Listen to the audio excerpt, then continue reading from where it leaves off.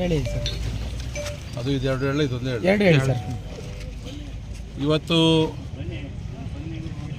ಕಿತ್ತನಹಳ್ಳಿ ಗ್ರಾಮದ ಗ್ರಾಮ ದೇವತೆ ದುಗ್ಲಮ್ಮ, ಇಲ್ಲಿ ದುಗ್ಲಮ್ಮ ದೇವತೆಯ ವೃತ್ತ ಕೂಡ ಬಂದಿದೆ, ದೇವಸ್ಥಾನ ಕೂಡ ಇದೆ. ಮತ್ತು ಇಡೀ ಊರಿನ ಜನ ಆ ತಾಯಿಯ ಭಕ್ತರಾಗಿರ್ತಕ್ಕಂಥವ್ರು, ಮಕ್ಕಳಾಗಿರ್ತಕ್ಕಂಥವ್ರು.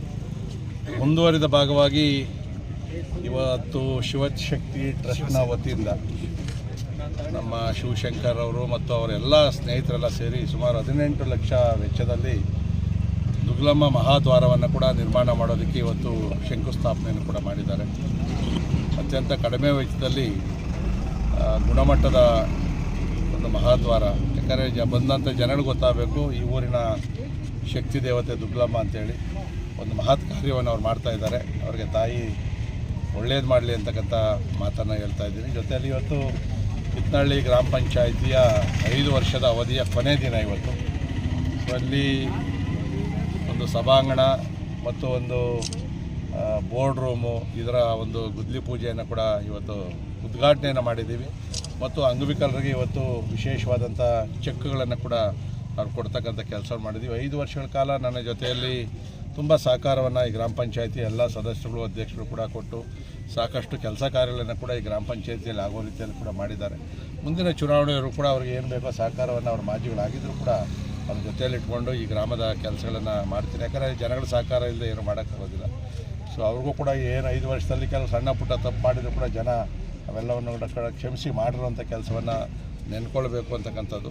ಇವತ್ತು ನನ್ನ ಕ್ಷೇತ್ರದಲ್ಲಿ ಒಂದು ಗ್ರಾಮ ಪಂಚಾಯಿತಿ ಬಿಟ್ಟರೆ ಇನ್ನೆಲ್ಲ ಗ್ರಾಮ ಪಂಚಾಯಿತಿಗಳು ಕೂಡ ಇವತ್ತಿಂದ ಅಡ್ಮಿನಿಸ್ಟ್ರೇಟರ್ನ ಆಡಳಿತಾಧಿಕಾರಿಗಳನ್ನು ಹಾಕ್ತಾಯಿದ್ದಾರೆ. ಸಮಸ್ಯೆ ಜಾಸ್ತಿ ಆಗ್ತದೆ. ಯಾಕಂದರೆ ಈಗ ಸಮಸ್ಯೆ ಹೇಳ್ಕೊಳಕ್ಕೆ ಗ್ರಾಮ ಪಂಚಾಯಿತಿ ಮೆಂಬರ್ಸ್ ಇಲ್ಲ, ಜಿಲ್ಲಾ ಪಂಚಾಯಿತಿ ಇಲ್ಲ, ತಾಲೂಕು ಪಂಚಾಯಿತಿ ಇಲ್ಲ. ಸೊ ಇನ್ನು ಕೈಗೆ ಸಿಗ್ತಕ್ಕಂಥದ್ದು ನಾನು ಅಂದರೆ ಭಾಳ ಹತ್ರದಲ್ಲಿ ಸಿಗಲ್ಲ.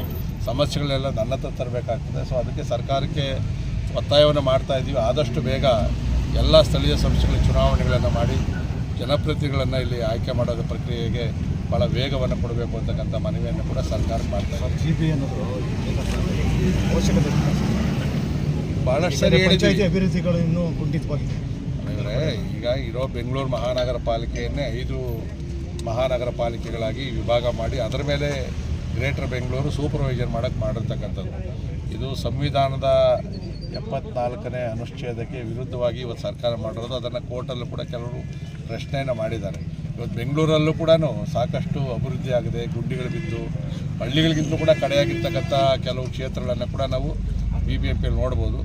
ಇಡೀ ದೇಶದಲ್ಲಿ ಒಂದು ಮಹಾನಗರವನ್ನು 2 ಭಾಗ ಮಾಡಿದ್ದು ಕೂಡ ಎಲ್ಲೂ ಇಲ್ಲ. 2 ಭಾಗ ಮಾಡಿದ್ರು ದೆಹಲಿಯಲ್ಲಿ ನೋಯ್ಡಾ ಮಾಡಿದರು, ಬಟ್ ಅದು ಫೇಲ್ಯೂರ್ ಆಯಿತು. ಮತ್ತು ದೆಹಲಿ ಒಂದೇ ಮಾಡಿದ್ರು. ಇವತ್ತು 5 ಮಾಡಿ 5 ಮೇಯರ್ಗಳು, 5 ಥರ ಆ್ಯಕ್ಷನ್ ಪ್ಲ್ಯಾನ್ಗಳು. ಇದು ಅವರು ಒಟ್ಟಾರೆ BJP ಬೆಂಗಳೂರಲ್ಲಿ ಮೇಯರನ್ನು ಹಿಡಿಬಾರ್ದು, ಒಟ್ಟಾರೆ ಆದರೆ ಹಿಡಿತಾರೆ ಅಂತೇಳಿ ಅವ್ರಿಗೆ ಗೊತ್ತು. ಕಳೆದ ಸರಿನೇ 101 ಸೀಟ್ ಗೆದ್ದಿದ್ದೀವಿ 198ರಲ್ಲಿ. ಸೊ ಅದಕ್ಕೋಸ್ಕರ ಒಂದಾದ್ರೂ ಮಹಾನಗರ ಪಾಲಿಕೆಯನ್ನು ಹಿಡಿಬೇಕು ಅಂತೇಳಿ ಅವ್ರು ಬೇಕಾದಂಗೆ ಡಿಲಿಮಿಟೇಷನ್ ಮಾಡವ್ರೆ, ಬೇಕಾದಂಗೆ ಮೀಸಲಾತಿಗಳನ್ನು ಕೂಡ ಮಾಡಿದ್ದಾರೆ.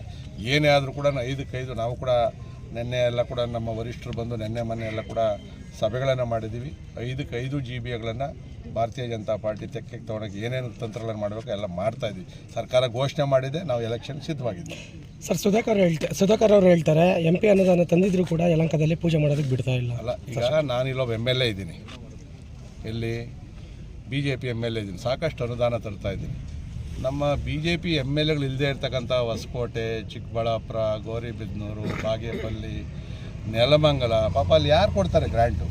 ನಾನು ಹೇಳಿರ್ತಕ್ಕಂಥದ್ದು ನಿಮ್ಮ ಅನುದಾನ ಅಲ್ಲಿ ಕೊಡ್ರಿ, ನಾನು ಬೇಕು ಅಂದರೆ ನಾನು ಕೇಳ್ತೀನಿ.